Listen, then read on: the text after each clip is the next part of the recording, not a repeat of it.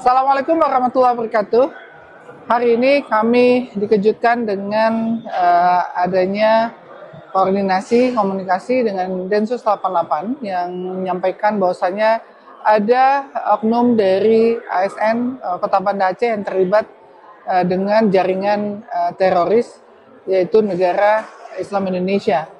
Nah, tentu kami sangat mengapresiasi kinerja dari Densus 88 yang bisa mengungkap adanya teroris di Kota Banda Aceh, dan walaupun kita juga menjunjung asas praduga tak bersalah yang memang itu harus kita kedepankan.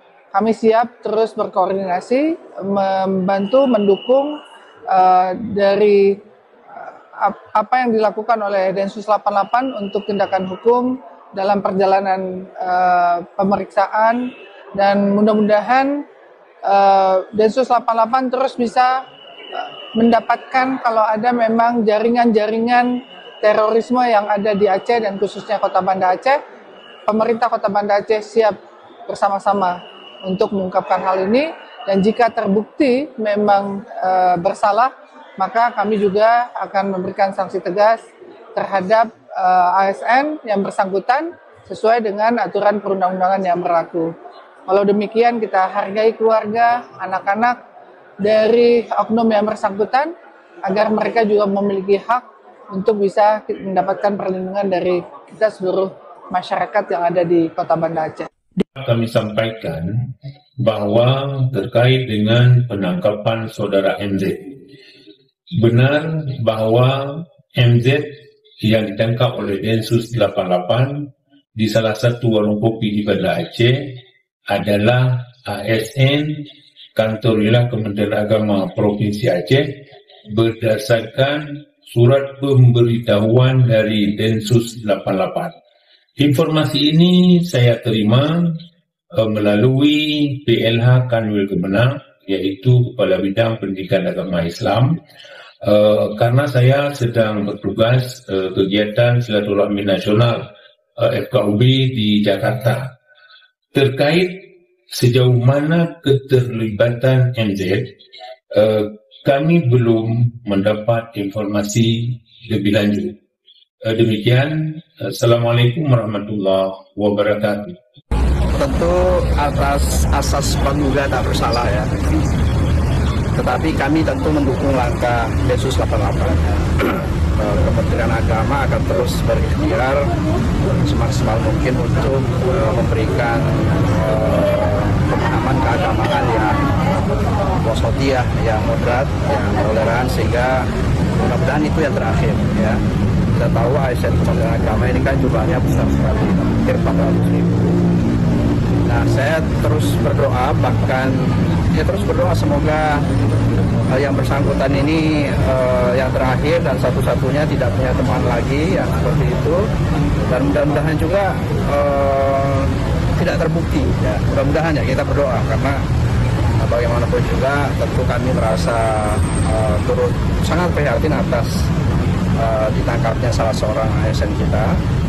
Tetapi jika itu memang terbukti betul seperti apa yang didugakan dan alasannya kenapa belum ditangkap, Kementerian Agama tentu mendukung proses itu, dan kami terus mengambil langkah-langkah teknis untuk memastikan ASN Kementerian Agama tidak lagi terlibat dalam kasus-kasus seperti yang dilakukan.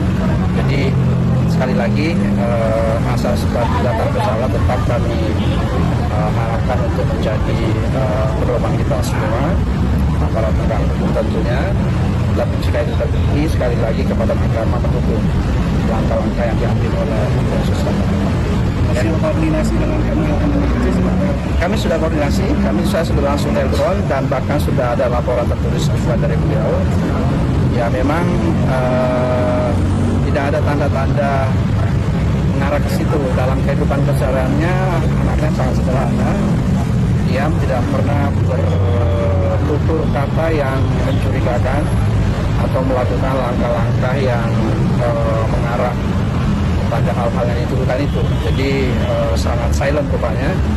Tapi tentu Densus punya alasan juga ya, pasti punya surveillance yang dilakukan sesuai dengan prosedurnya, karena langkahnya Densus ini pasti terukur, pasti sesuai dengan prosedur yang sudah mereka buat, tetapkan. Kita percaya, kita serahkan kepada lembaga ini, semoga itu yang terbaik untuk umat, untuk Indonesia. Detasemen Khusus atau Densus 88 Anti Teror Polri menangkap 6 terduga teroris. Seorang diantaranya ASN di Kementerian Agama. Terduga teroris itu ditangkap pada 17 Juli hingga 5 Agustus 2025 di Aceh, Jakarta, Jawa Barat, Kalimantan Timur, dan Sulawesi Tengah, kata Kepala Biro Penerangan Masyarakat Divisi Humas Polri, Brigjen Truno Yudo Wisnu Andiko, di Jakarta, Rabu 6 Agustus 2025. Pada 17 Juli 2025, Densus 88 menangkap 3 terduga teroris. Pertama adalah UB yang ditangkap di Berau, Kalimantan Timur. Ia tergabung dalam struktur organisasi teror dengan jabatan ketua. Selain itu, UB juga pernah mengikuti pelatihan fisik dalam organisasi tersebut. Terduga teroris kedua adalah LA yang ditangkap di Kabupaten Toli-Toli, Sulawesi Tengah. LA ditangkap karena terlibat dalam sebuah kelompok teror. LA merupakan anggota kelompok teror yang rutin mengikuti pertemuan dan pembinaan internal kelompok, ucap Truno Yudo. Terduga teroris ketiga adalah MI yang ditangkap di Depok, Jawa Barat. MI merupakan anggota kelompok teror yang rutin mengikuti pertemuan internal. Kemudian, terdapat 1 terduga teroris yang ditangkap pada 18 Juli 2025, yakni YK. Pria tersebut ditangkap di Kabupaten Bogor, Jawa Barat. YK merupakan kepala bidang dalam struktur kelompok teror dan mengikuti kegiatan pertemuan organisasi, kata Truno Yudo. Terakhir pada 5 Agustus 2025, terdapat 2 terduga teroris yang ditangkap di kota Banda Aceh, yaitu ZA dan MA. ZA merupakan anggota aktif kelompok teror yang rutin mengikuti pertemuan internal penting kelompok. Sedangkan MZ menjabat sebagai kepala staf di kelompok teror yang bertugas menyimpan arsip hasil perencanaan dan dokumentasi kegiatan serta nama anggota. ZA juga menjabat sebagai kepala keuangan di organisasi teror, katanya. Dari penangkapan 6 terduga teroris tersebut, diamankan sejumlah barang bukti menonjol, di antaranya 1 buah gas isi ulang senjata airsoft, 4 buah senjata tajam, dan 1 bundel dokumen bertuliskan garis besar pergerakan kelompok teror. Truno Yudo mengingatkan masyarakat agar tetap waspada terhadap lingkungan sekitar, terutama jika menemukan adanya indikasi perekrutan secara terselubung yang dilakukan oleh kelompok teror yang disamarkan dalam bentuk kegiatan-kegiatan sosial. Penangkapan terhadap tersangka memberikan fakta bahwa kelompok teror masih aktif melakukan kegiatan dan memiliki potensi ancaman, baik ancaman aksi teror maupun penyebaran paham radikalisme, ucapnya. Sekretaris Jenderal Kementerian Agama Kamarudin Amin membenarkan ada aparatur sipil negara (ASN) Kemenak yang ditangkap anggota Densus 88 karena diduga terlibat terorisme. Saya sudah menerima laporan dari Kepala Kanwil Kemenak Provinsi Aceh terkait adanya ASN dengan inisial MZ yang ditangkap Densus 88 karena diduga terlibat dalam gerakan terorisme, kata Sekjen Kemenak Kamarudin Amin di Jakarta, Rabu. Kamarudin mengatakan Kemenak mendukung langkah Densus 88 menangkap ASN yang diduga terlibat terorisme, tentu dengan tetap mengedepankan azas praduga tidak bersalah. ASN tersebut merupakan pegawai negeri sipil pada Kanwil Kemenak Aceh. Saat ini, kata Kamarudin, pihaknya menunggu keterangan resmi dari Densus 88 terkait dugaan keterlibatan ASN Kemenak dalam gerakan terorisme. Kemenak juga akan kooperatif jika pihak Densus 88 dalam proses penegakan hukum membutuhkan keterangan dari Kementerian Agama. Kementerian Agama adalah leading sektor penguatan moderasi beragama. Tentu keterlibatan ASN Kemenak dalam gerakan terorisme tidak bisa kita tolerir. Kita akan berikan sanksi berat sesuai ketentuan yang berlaku, ujar Kamarudin Amin. Kedepan, menurut dia, Kemenak akan memperkuat upaya mencegah keterlibatan ASN dalam gerakan terorisme. Penguatan moderasi beragama menjadi kunci sekaligus juga internalisasi kurikulum cinta. Kepada seluruh ASN Kemenak, saya minta untuk terus tingkatkan semangat nasionalisme dan kecintaan terhadap NKRI. Di sini kita lahir dan bertumbuh. Menjadi kewajiban kita untuk menjaganya hingga akhir hayat, ujar Sekjen Kemenak Kamarudin Amin. Ini berita dari Goriau. ASN diduga terlibat terorisme, Pemkot dan Kemenak Aceh periksa integritas internal. penangkapan dua aparatur sipil negara, ASN, di Banda Aceh oleh Densus 88 Anti Teror Polri menjadi sorotan tajam publik dan mengguncang kepercayaan terhadap integritas birokrasi daerah. Kedua ASN tersebut, ZA 47 tahun dan MZ 40 tahun, diamankan Selasa 5 Agustus pukul 9 WIB setelah menjalani pemantauan intensif selama beberapa bulan. Juru bicara Densus 88, AKBP Mahindra Eka Wardana menjelaskan ZA diduga memiliki peran penting dalam pendanaan logistik kelompok teror, sementara MZ disebut berperan dalam perekrutan kader jaringan. Dari hasil penyidikan, ZA aktif mendanai kegiatan organisasi teror di Aceh, sedangkan MZ menempati posisi strategis dalam perekrutan anggota. Ujarnya, Selasa 5 Agustus. Penangkapan ini turut menyita sejumlah barang bukti, seperti laptop, handphone, flash disk, hingga senjata tajam. Diduga alat-alat tersebut menyimpan data penting terkait aktivitas dan struktur jaringan. Ini kan Tunggu dulu, artinya ada penyesalan nggak Anda jadi pejabat negara seperti ini? Iya, yang paling merasakan itu istri. Dulu kan saya komisaris di beberapa tempat ya. Kemudian juga ada gaji di UIN, ada gaji di Istiqlal. Sekarang semuanya nggak boleh terima. Hah? Iya, gaji saya sebagai pegawai profesor kan ada tunjangan profesornya, nggak boleh. Tidak boleh? Nggak boleh. Jadi tidak boleh terima apapun dari kampus. Padahal saya kan guru besar nih. Emang gaji Anda di kementerian besar atau gimana nih?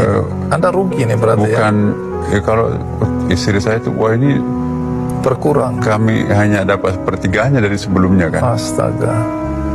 Nah, bagaimana kalau saya anjurkan Anda berhenti ya? Nah, ini kan pengabdian kepada negara. Kita kan cinta negara ini, Mas. Saya selalu yakin ya bahwa niat saya ganda. Pertama, saya ingin memperbaiki negara saya. Yang kedua, lillahi ta'ala. Jadi saya dapat pahala dari Tuhan karena ada niat luhur untuk melakukan sesuatu yang terbaik. Dan yang kedua, saya warga negara yang baik ya kan. Masa diminta untuk mengabdikan negara nggak mau.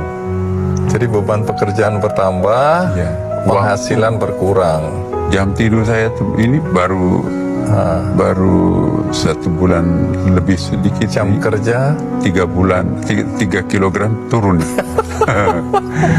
Banyak yang geram dan bertanya-tanya kemana ini Menteri Agama? Tidur apa makan gaji buta sih? Masa setelah 2 kejadian anarkis pengerusakan dan pembubaran paksa rumah tempat doa ibadah orang Kristen di Sukabumi dan di Padang masih nggak nongol juga? Masih nggak kerja juga? Kemana ini Menteri Agama? Kalah jauh nih sama Kang Deddy Mulyadi yang seketika langsung menangani kasus pengerusakan dan pembubaran paksa rumah tempat doa di Sukabumi. Gak malu sama Mas Gibran yang setelah berapa hari langsung merapat ke Kota Padang. Bangun, bangun, bangun Pak Menteri, bangun. Kalau nggak bangun mundur aja lah, mundur. Kalau nggak ganti dah, ganti. Pancasila, kami yang minoritas coba diakui di dalamnya.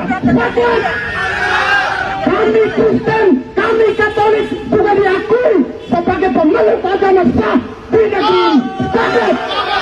Untuk itu kawan-kawan tidak perlu takut, tidak perlu cemas. Saya sampaikan pada Bapak Kepolisian dan juga security, jangan lihat kami hari ini sebagai musuh. Sepakat? Karena apa? Dari strategi dan juga cara berdiri Bapak-Bapak sekalian, kemudian mengisyaratkan bahwa kalian ingin menghadang aksi kami hari ini. Kami katakan, kami tidak akan gentar, kami tidak akan takut. Betul? Kami hari ini hadir sebagai mahasiswa, sebagai agen kontrol sosial.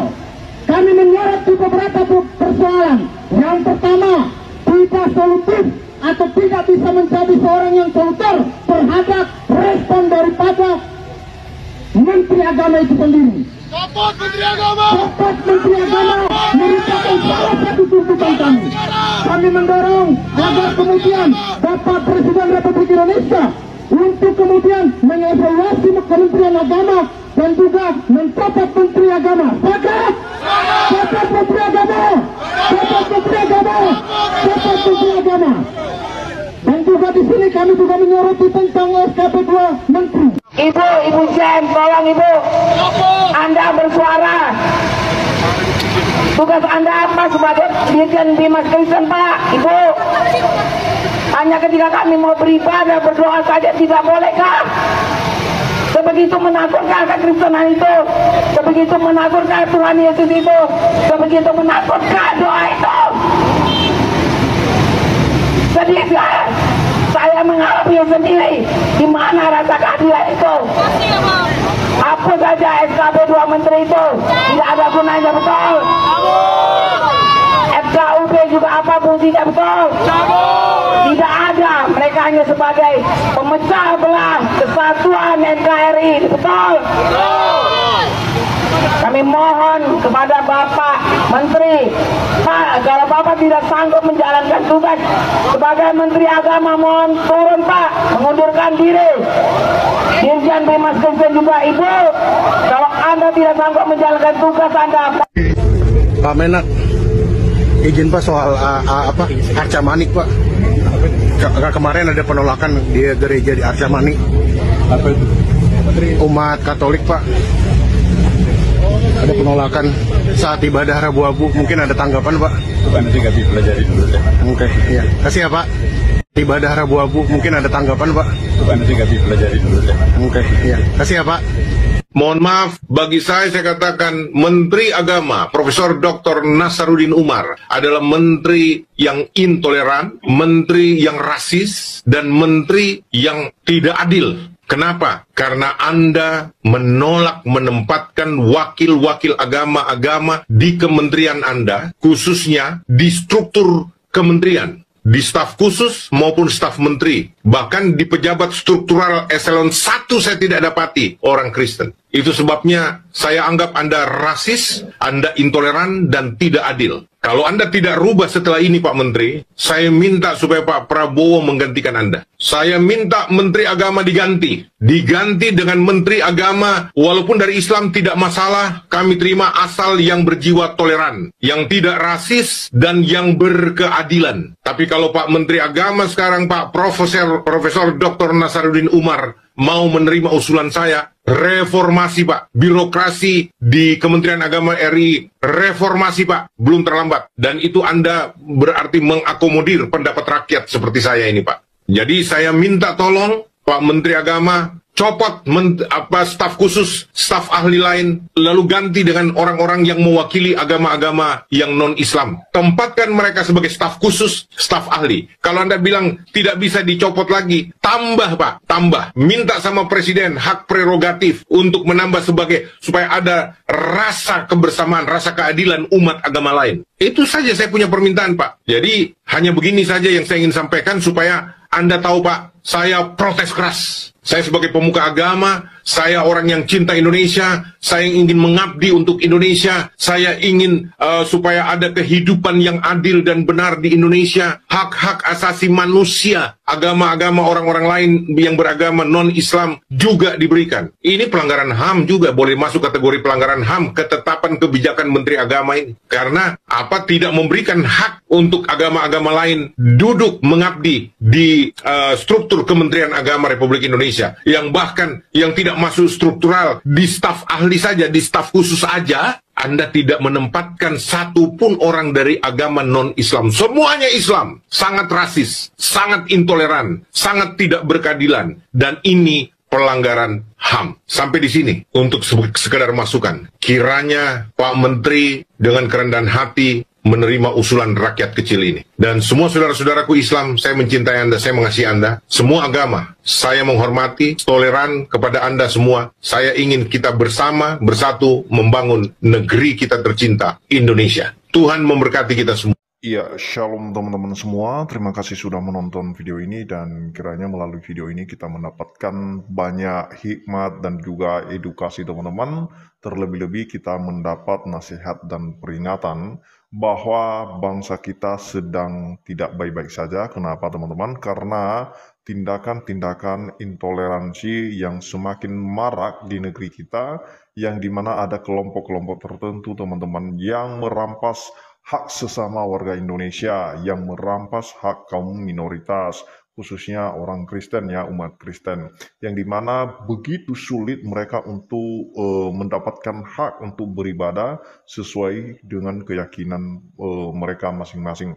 Nah, teman-teman, yang saya dapatkan di beberapa waktu yang lalu ada informasi atau ada berita di mana ada anggota Kemenak atau anggota ASN Kemenak di Aceh terduga teroris, teman-temannya, dan kemudian itu sudah ditangkap oleh Densus 88. Nah, teman-teman, sangat mengerikan sekali ya kalau dari anggota Kemenak itu ada terpapar virus-virus teroris. Dan inilah yang akan merusak, teman-teman ya, yang merusak bangsa kita, mereka-mereka yang terpapar demikian.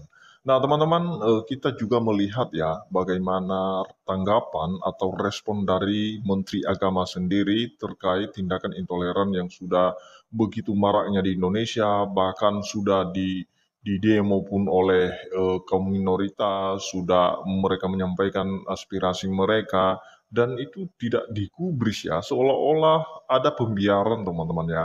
Tapi kita berdoalah supaya benar-benar apa yang disuarakan oleh kaum minoritas itu bahwa Menteri Agama memang harus dicopot ya. Kenapa, teman-teman? Karena semenjak dia menjabat, teman-teman, di zaman dialah begitu banyak, begitu marak tindakan-tindakan yang anarkis, teman-teman ya, sampai mereka menyerang secara brutal rumah ibadah, rumah doa seperti yang ada di Cidahu dan juga di Padang Sarai.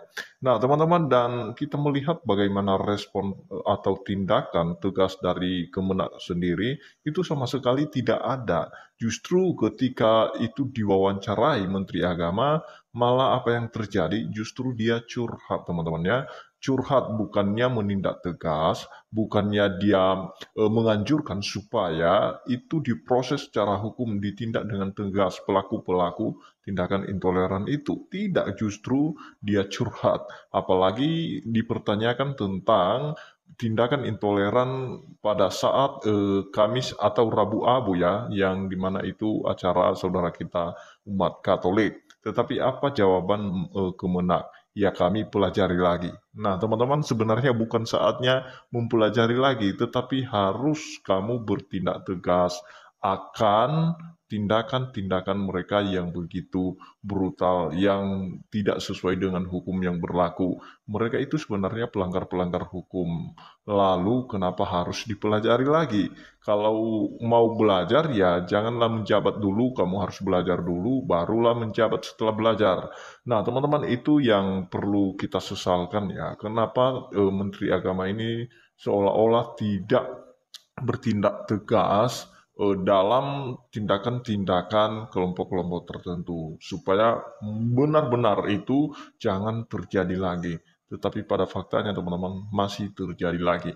Dan percayalah bahwa akan terjadi lagi. Kita akan terus memberikan informasi kepada teman-teman semua terkait tindakan-tindakan intoleran yang akan terjadi ke depannya, teman-teman. Itu saja yang perlu saya sampaikan kepada kita semua. Kiranya Tuhan Yesus memberkati kita semua. Shalom. Nah, teman-teman, itulah dia video yang baru saja kita saksikan bersama. Terima kasih sudah menonton sampai akhir, dan kiranya kita mesti edukasi melalui informasi yang kita lihat dan kita saksikan di media sosial.